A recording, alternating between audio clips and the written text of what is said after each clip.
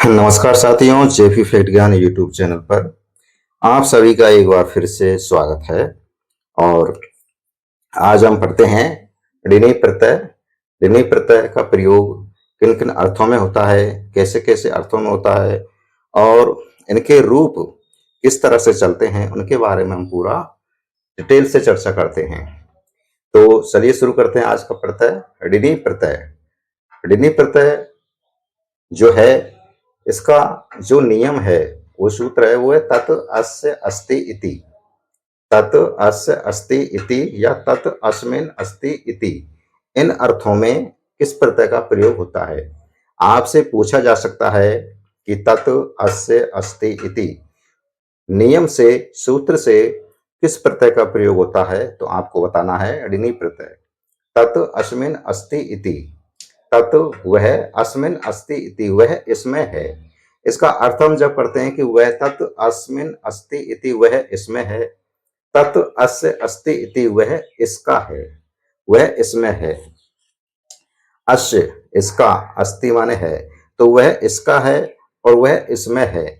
इस अर्थ में यदि हम प्रत्यय का प्रयोग करेंगे तो कौन सा होगा, ऋणी प्रत्यय होगा। ऋणी प्रत्यय का जो इन शेष रहता है, ऋणी प्रत्यय का क्या शेष रहता है, इन शेष रहेगा। ऋणी प्रत्यय युक्त जो भी शब्द बनेंगे, वो उनका जो अर्थ निकलेगा वो वाला या युक्त के अर्थ में इनका प्रयोग होता है। लेकिन हिंदी में आपसे ऐसा नहीं पूछेगा कि वाला या युक्त के अर्थ में किस प्रत्यय का प्रयोग होता है। आपसे संस्कृत टू संस्कृत पूछेगा कि तत् अस्य अस्ति इति सूत्र से किस प्रत्यय का प्रयोग होता है, तो आपको बताना है ऋणी प्रत्यय का प्रयोग होता है। तत् अस्मिन् अस्ति इति, इन दोनों का एक ही भावार्थ है कि वह वाला या युक्त के अर्थ में, वाला या युक्त के अर्थ में ऋणी प्रत्यय का प्रयोग होता है। और ऋणी प्रत्यय का जो प्रयोग है वो किन शब्दों में होता है, अकारांत शब्दों में, अकारांत शब्दों में। और एक बात और याद रखना है कि ऋणी प्रत्यय का जो प्रयोग है वो विशेषण शब्दों में, और विशेषण भी कैसे, अकारांत शब्दों में होता है। तो ये तो थी ऋणी प्रत्यय के बारे में नियम जो आपको याद रखने हैं। चलिए उदाहरण देखते हैं। जैसे कि उदाहरण है बल। बल क्या है, विशेषण है, विशेषण है। तो अभी हमने बताया कि ऋणी प्रत्यय का प्रयोग विशेषणों में होता है, तो बल है। और क्या होता है कि जो अकारांत विशेषण होने चाहिए, अकारांत शब्द होना चाहिए। तो जो बल है वो कैसा है, अकारांत है, तो इसलिए यहाँ पर ऋणी प्रत्यय का प्रयोग होगा। ऋणी प्रत्यय में क्या शेष रहेगा, इन शेष रहेगा। क्या शेष रहेगा, इन। तो बल प्लस इन, बल प्लस इन आ गया आपका, ऋणी प्रत्यय का इन शेष रहा तो बल प्लस इन आ गया। अब इसका शब्द बनेगा, क्या बनेगा, इन। इसको हम संधि करेंगे दोनों की, तो क्या शब्द बनेगा, बलिन। बलिन शब्द बनेगा। तो बलिन का अर्थ क्या निकलेगा, यहाँ पर जो वाला या युक्त का अर्थ निकलता है। जैसे कि बलिन शब्द बना, तो बलिन का क्या अर्थ हुआ, बल वाला। क्या बनेगा, बल वाला, तो या बल से युक्त। इसी तरह से ज्ञान है, ज्ञान क्या है, विशेषण है, और ज्ञान शब्द कैसा है, अकारांत शब्द है। और हमको यहाँ पर क्या करना है कि वाला या युक्त का अर्थ निकालना है। तो ऋणी प्रत्यय का प्रयोग करेंगे हम। तो ज्ञान में ऋणी प्रत्यय लगाएंगे। ऋणी प्रत्यय का क्या शेष रहेगा, इन शेष रहेगा। तो क्या रूप बनेगा आपका, ज्ञानिन। ज्ञान से ज्ञानिन बनेगा। इसका मतलब है, सीधा सीधा है कि जो ऋणी प्रत्यय है, वो ऋणी प्रत्यय जो है वो विशेषणों में लगता है।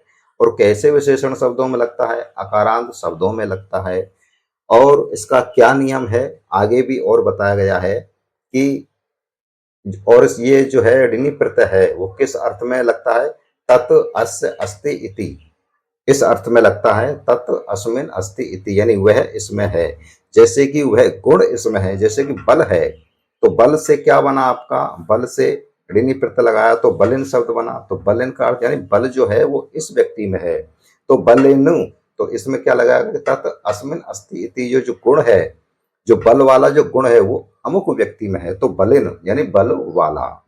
तो इस तरह से ये तत् अस्य अस्ति इति और तत् अस्मिन् अस्ति इति, यहाँ से आपसे डायरेक्ट क्वेश्चन पूछ सकता है। अब ऋणी प्रत्यय में क्या होता है कि जब हम ऋणी प्रत्यय शब्द बना तो लेते हैं, लेकिन हम इसको वाक्यों में प्रयोग कैसे करेंगे? तो वाक्यों में प्रयोग करने के लिए क्या बनेगा, ये जो बलिन शब्द है यह कैसा है, आपका विशेषण है। क्या है? विशेषण युक्त तो शब्द बन गया है, विशेषण युक्त शब्द है, विशेषण युक्त पद बना है। अब हम इसका वाक्यों में प्रयोग करेंगे तो वाक्यों में प्रयोग करने का क्या नियम है वो यहाँ पर समझ लेते हैं। यहाँ पर नियम लिखा है कि यत लिंगम जो लिंग, यत वचनम जो वचन, या च विभक्ति और जो विभक्ति विशेषस्य यानी विशेष की होती है, यानी विशेषण शब्द है। अब ये विशेषण शब्द के साथ में विशेष तो आएगा ही आएगा जब वाक्यों में हम प्रयोग करेंगे। तो इसमें क्या बताया गया है कि यत लिंगम जो लिंग, यत वचनम जो वचन, और जो विभक्ति या च विभक्ति और जो विभक्ति विशेषस्य विशेष की होती है, तत्लिंगम उसी लिंग में, तत्वचनम उसी वचन में, सा च विभक्ति और उसी विभक्ति में विशेषणस्य विशेषण शब्द का प्रयोग होगा। तो ये जो बलिन है, ऋणी प्रत्यय युक्त जो पद बना है, ये कैसा है, विशेषण युक्त पद है। तो विशेषण युक्त पद किस तरह से लगेगा, ये उसी विभक्ति उसी वचन और उसी लिंग में लगेगा जिस विभक्ति जिस वचन जिस लिंग में जो क्या है विशेष है, तो उसी का रूप बनेगा यहाँ पर। जैसे आदर उदाहरण में दिया है, जैसे कि गुणी जने आदरम लगते, उदाहरण में दिया है गुणी जने आदरम लगते, कि गुणी जन आदर को प्राप्त करते हैं। अब जो ये गुणी शब्द है, इस गुणी में क्या है, ऋणी प्रत्यय का प्रयोग हुआ है। मूल शब्द क्या है, गुण, मूल शब्द क्या है, गुण, और गुण शब्द है मूल शब्द, इसमें हम जो ऋणी प्रत्यय लगाते हैं, ऋणी प्रत्यय का क्या शेष रहेगा, इन शेष रहेगा, तो क्या बनेगा, गुणेनु, क्या बनेगा, गुणन शब्द बनेगा। और जब गुणन के रूप चलते हैं तो प्रथमा व्यक्ति एक वचन में क्या बनेगा, गुणी, पुल्लिंग के रूप चलेंगे जब हम, गुणी, और प्रथमा व्यक्ति द्विवचन का रूप क्या बनेगा, गुणीनव, और प्रथमा व्यक्ति बहुवचन में क्या बनेगा, गुणीनय। तो गुणी, गुणीनव, गुणीनय, इस तरह के रूप चलते हैं। और रूप चलने के बाद में अब हम देखते हैं वाक्य में कि इसमें क्या है कि यत लिंगम जिस लिंग, यत वचनम जिस वचन का, और जिस विभक्ति का जो विशेष होता है, उसी लिंग और उसी वचन और उसी विभक्ति में क्या किया जाता है, विशेषण शब्द का प्रयोग होता है। जैसे कि जने जो है ये क्या है, विशेष विशेष है, और जन शब्द विशेष है, इसका जो विशेषण है वो क्या है, गुणी, क्या है, गुणी है। अब आपको ये देखना है कि जो जन शब्द है वो किस विभक्ति का है। ये जन शब्द जो है ये प्रथमा व्यक्ति का है और एक वचन का है। तो इसी तरह से जो प्रथमा व्यक्ति का है और एक वचन का है, तो हम क्या करेंगे कि जो विशेषण है उसको भी प्रथमा व्यक्ति और एक वचन का लेंगे। तो गुणिन शब्द के जो रूप चलते हैं, प्रथमा व्यक्ति एक वचन का गुणी, गुणीनव, गुणीनय, तो यहाँ पर जो प्रथमा व्यक्ति एक वचन का रूप बनेगा वो गुणी बनेगा। तो यहाँ पर क्या लिखा हमने, इसलिए गुणी जने आदरम लगते, इसलिए हमने क्या लिखा, गुणी लिखा। यदि यहाँ पर प्रथमा व्यक्ति द्विवचन का होता तो क्या कौन सा शब्द आता, आपका गुणीनव आता। यदि यहाँ पर प्रथमा व्यक्ति बहुवचन में होता तो कौन सा आता, गुणीनय शब्द आता। तो इसीलिए इस तरह के इनका प्रयोग होता है। जैसे गुणी जने आदरम लगते, तो गुणी जन जो है आदर को प्राप्त करते हैं। दूसरा उदाहरण देखते हैं कि संसार में सभी स्वार्थी हैं, कि संसार में, तो संसार में लिख देंगे कि संसारे सर्वे। अब स्वार्थी, स्वार्थी जो है वो विशेषण है, ये विशेषण जो शब्द है वो किसके साथ है, सर्वे, सभी के साथ है। तो सर्वे जो है सभी के साथ है। अब जो संसार में सर्वे, अब आपको देखना है कि जो सर्वे, जो स्वार्थी शब्द है, जो स्वार्थी विशेषण है वो किस शब्द के साथ है, सर्वे के साथ है, और ये प्रथमा व्यक्ति का बहुवचन है सर्वे। तो इसलिए यहाँ पर जो है ऋणी प्रत्यय युक्त जब हम लगाएंगे स्वार्थ शब्द में, मूल शब्द क्या है, स्वार्थ, तो स्वार्थ में जब हम ऋणी प्रत्यय लगाते हैं तो क्या बनता है, स्वार्थिन, है ना। और जब इसके हम रूप चलाते हैं तो प्रथमा व्यक्ति का बहुवचन क्या बनेगा, स्वार्थिनय। जैसे गुणिनय बना ऐसे ही स्वार्थिनय बना।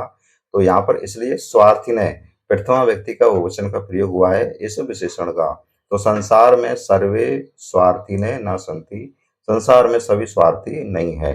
अब देखिए रूप कैसे चलते हैं, जैसे गुणन है, गुण प्लस इडिन प्रत्यय लगाया, इन शेष रहा, तो क्या क्या मूल शब्द बना? गुडिन। और जब हम इसके रूप चलाते हैं तो कैसे चलते हैं? गुड़ी, गुड़ीनौ, गुड़ीने। ऐसे ही यहाँ पर अगर हम स्वार्थ लिख देते हैं तो स्वार्थिन मूल शब्द क्या बनेगा? स्वार्थन।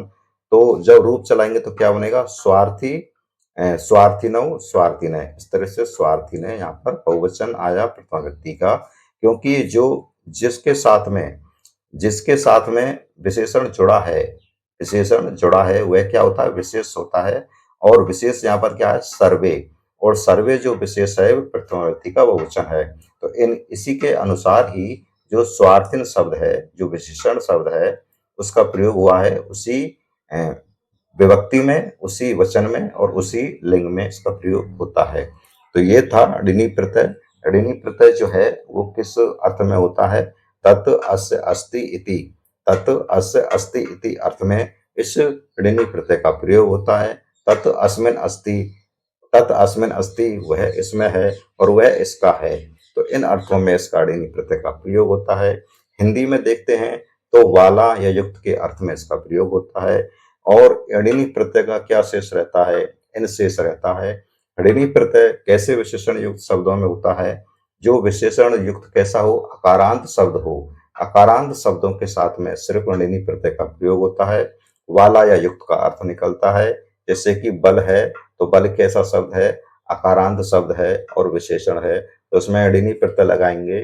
ऋणी प्रत्यय का इन शेष रहा तो क्या बना? बलिन। ऐसे ज्ञान का क्या शेष रहा? ज्ञानिन। ऐसे ही बहुत सारे विशेषण हो सकते हैं, उनमें आप ऋणी प्रत्यय लगाते चलिए तो उनके आप रूप बनेगा, मुख्य जो रूप बनेगा वो इसी तरह से बनेगा।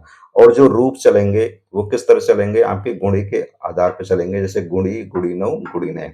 इस तरह से इनके रूप चलेंगे। और इनका जो ऋणी प्रत्यय युक्त जो पद बनेंगे, ऋणी युक्त जो शब्द बनेंगे, उनका जो प्रयोग है, उनका जो प्रयोग है वो यत लिंगम यत वचनम च विभक्ति, यानी जिस लिंग और जिस वचन और जिस विभक्ति का जो विशेष होगा, उसी लिंग और उसी वचन और उसी विभक्ति में विशेषण शब्द का प्रयोग किया जाएगा। तो ऋणी प्रत्यय से जो युक्त शब्द बनते हैं वो कैसे बनते हैं? विशेषण युक्त शब्द बनते हैं।